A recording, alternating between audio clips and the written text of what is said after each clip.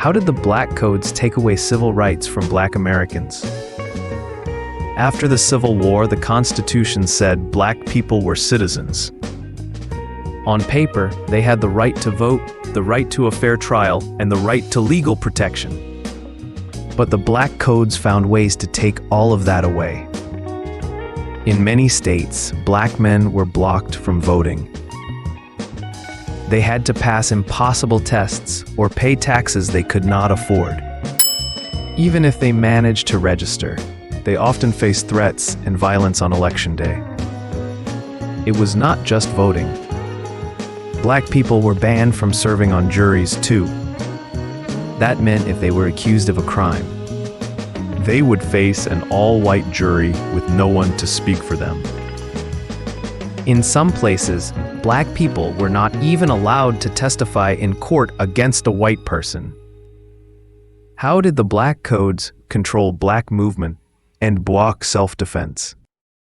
The Black Codes did not stop at labor and land.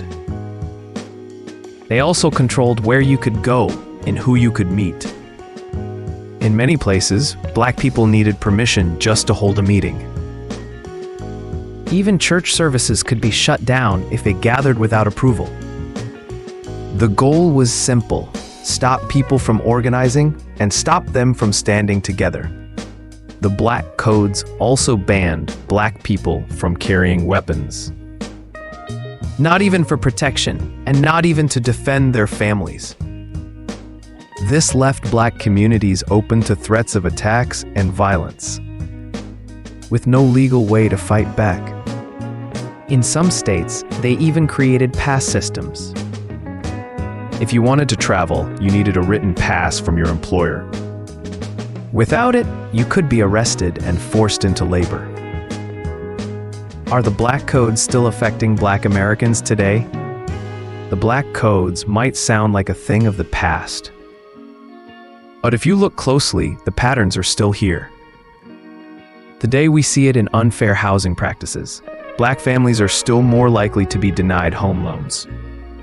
Still more likely to live in neighborhoods with poor schools and fewer resources.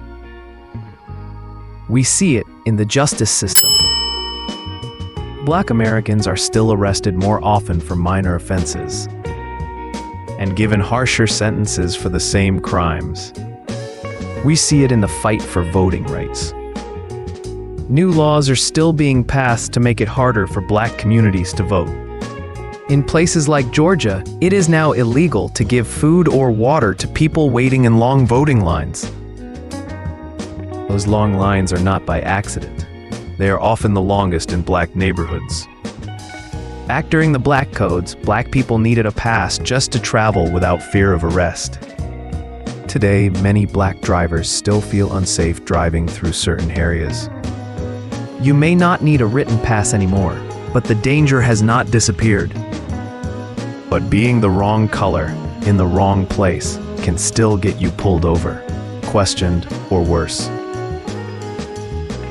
Sundown towns still exist. Black truck drivers are coming up missing in 2025. We also see it in the workplace. Diversity, equity, and inclusion programs, which allow some Black Americans to walk through the door, are now being cut across the country. Civil rights protections that once helped fight discrimination are being weakened. Now even that small opening is under attack. The systems built during the Black Codes taught America how to block opportunity, while pretending everything was fair. The methods look different today. That's a wrap, History Seekers. Catch the full story on YouTube. Thanks for watching. Peace and love.